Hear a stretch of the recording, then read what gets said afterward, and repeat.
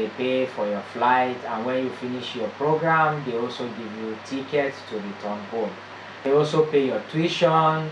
They give you monthly stipend, which is enough to take care of you and for you to have a comfortable life, to be able to do research in Japan.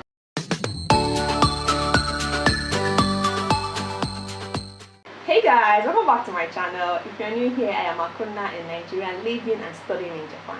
So today guys, I'm bringing you information about MEXT. I know if you've been following me for a long while, you already know about MEXT scholarship. But today's one is different because MEXT comes in two different categories rather. We have the MEXT University Recommended and the MEXT Embassy Recommended. So I don't think people know so much about the MEXT Embassy Recommended. So today I have a guest on this show who is here to talk about it. But before I start, please don't forget to hit the like button, subscribe and share this video because I know you'll find it useful. So on today's show, on today's video, I have Mr. Mohammed. If you've watched my video before, you must have seen his face somewhere. So please, can you kindly introduce yourself one more time? Okay, thank you for having me. My name is Isa Mohammed. I'm a Nigerian.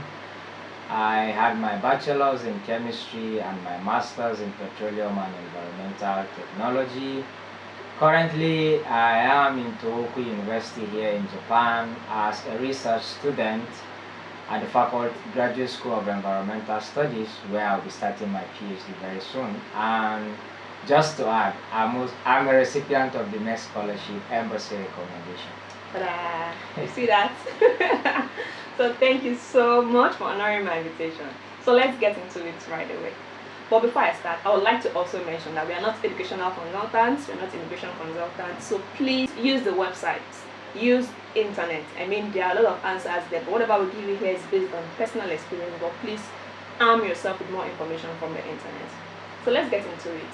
What is the application process? Can you walk me through it? Yeah, so usually the embassy in different countries advertise for the scholarship.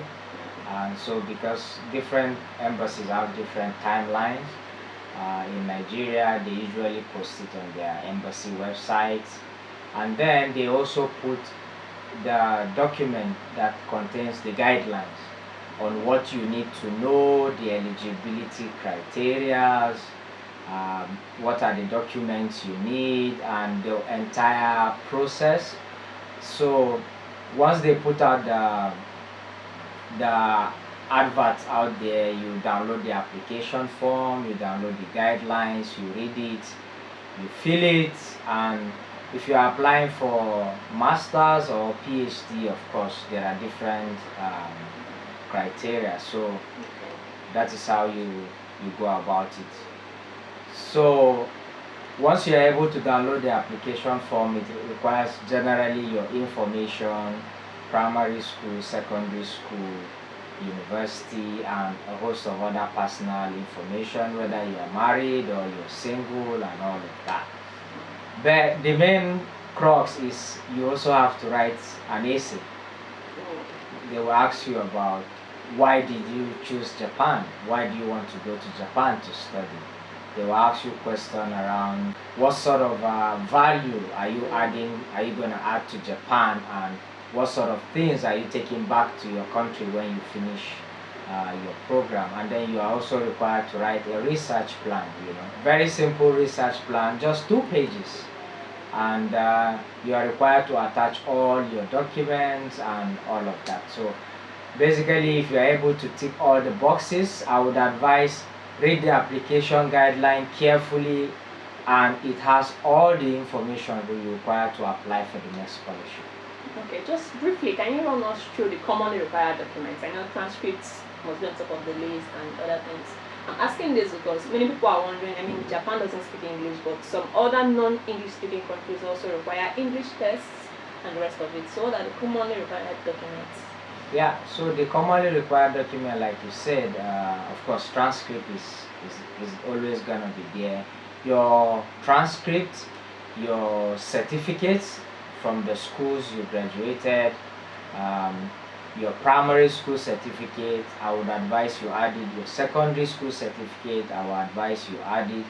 Your university certificate, your transcripts, and other document basically around your school But also the MEXT requires you to submit a medical certificate, which you have to take it to a clinic or a health facility where they diagnose you, they fill it, the doctor signs, and then they stamp it, and then they give it back to you, and then you enclose it in the application. But they also require you to submit 2 recommendation letters, and those 2 recommendation letters, you must not open them. They must come sealed in an envelope, and so you have to add it to your application and send and put it in the envelope and send to the embassy. In my case, I didn't see my recommendation letter. I don't know what my professors wrote. Usually 2 recommendation letters. They will require one from their academic person and maybe one from a professional person. If you have 2 from academic, it's okay, but it's not always advisable to have 2 from the professional environment. It's good they hear from one of your tutors. I mean, obviously, your recommendations were nice for you to be here. Okay, that's good. So can you run us through the timelines and what does the timelines entail? Like, I know after the submission, there's a shortlisting process, maybe where you have interviews. Did you experience things like that? Yeah, so after I submitted my application on the last day anyways. So I submitted my application and I almost forgot about it, didn't hear from them until sometime around September, October. I got an email from the embassy saying, oh, I have been shortlisted and this is the day for my interview. But because of COVID, we didn't write online exam because MEXT Embassy recommendation, they start with exam. You write an exam after which you are shortlisted for interview. But because of COVID, in our case, we went straight to the interview and it was held virtually because of COVID restrictions as well. And faced the panel, I think about 2 professors who were beneficiaries of the MEXT scholarships back in the days, and a Japanese lady on the panel and then another Nigerian guy on the panel. And so after the interview, I didn't hear from them, but there was some back and forth as regards to, oh, we need this document, oh, can you provide us with this? After which I provided all those documents. I did not hear from them again until sometime June the following year. And then I got the email saying, oh, congratulations, you've been awarded the MEXT scholarship and all of that. So it usually takes like a year for the entire process from start to finish. Don't forget I applied in July and then I got the decision in June the following year. So which is almost 11 whole months. Yeah, 11 whole months. So you need to be patient. You need to just keep hoping and believing that that email is gonna come. Okay. So how does school selection go? How did you end up here? Yeah, so as part of the application process, there's also a form where you fill in 3 schools that you want to you want to go to, and then you rank them 1, 2, 3.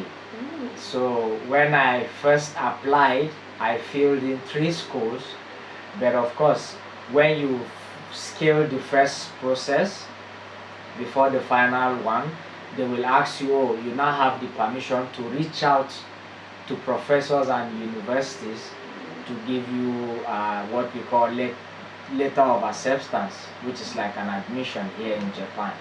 So after getting letter of acceptance, of course, you can always change your choice depending on which school gave you LOA, and then you can now re-enter those schools and then send it to the embassy. And of course, in my case, I chose Tohoku University as my first choice, and then I chose Hokkaido as my second choice. So I think most times the school you choose first, you end up getting it, except maybe there are issues. Okay. So let's be clear on this. This MEXT also comes as a whole package. Yeah. They pay you stipend, cover your tuition fees, and around fare fee. Yeah. The first thing they do is to give you visa. You apply for visa, which you don't pay. You don't pay for visa application. They book your flights for you to come to Japan. But of course, local travel within Nigeria to your airport, you take care of that.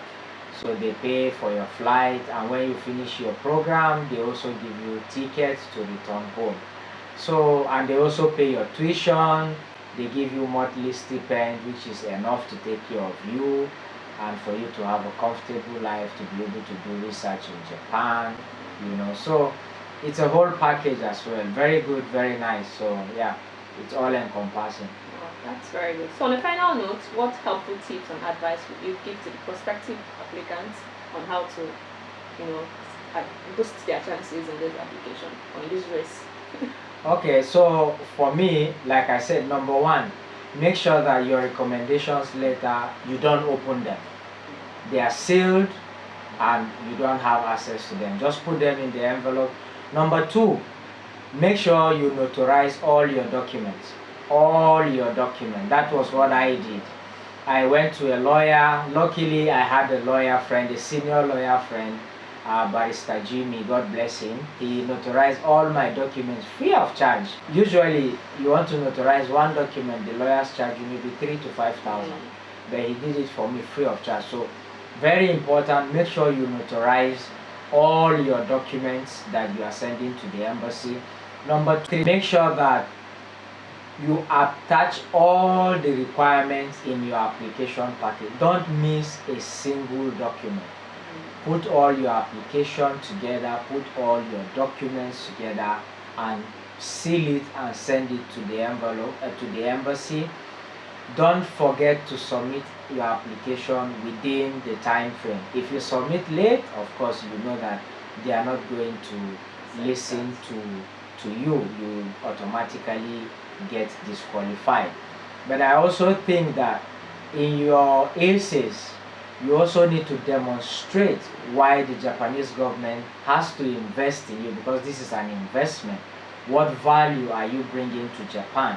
And at the end of your scholarship, what are you taking back home?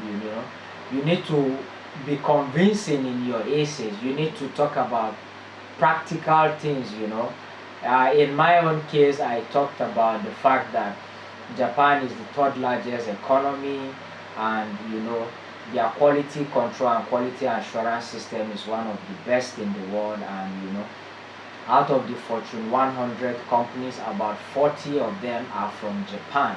So it tells you of a strong economy. And so I was able to link all of these things together to tell them, hey, this is why I want to come to Japan. But more importantly, I come with experience. I come from Nigeria, where we have diverse culture, we have kind and loving people, we are very accommodating, we are warm. And apart from my expertise, I'm bringing cultural exchange to Japan to learn more about the people, the culture, and the food, not just only to do research. And I guess these were some of the things that helped me. I was going to say something, I think I forgot, but the point is, just do due diligence. Oh, I remember now. Medical certificate, please, by all means, if you get a government hospital, well-known government hospital, please go there, get a doctor to do your medical examination, let them fill it, let them sign and stamp it. That stamp there is very important to authenticate the result. Don't go forging medical certificates. These guys will find out. Just be true, just be plain. Be honest. Yeah, that's the word. Be honest. Do all your due diligence, put all your house in order, and I'm sure you'll be able to scale through the first stage, the second stage, and get the scholarship and come to Japan. Wow, that was quite insightful. I mean, you've laid all the cards out there, you've told us the facts, you've even given us more tips than we required, like telling us little things that you put in your ace. I mean, that's very helpful. Thank you very much, Mr. Mohammed. I really appreciate you coming. Thank you so much. So guys, if you found this useful, don't forget to like, subscribe, and share to your friends and family. So on this note, I leave you and I say bye. Bye. Thank you.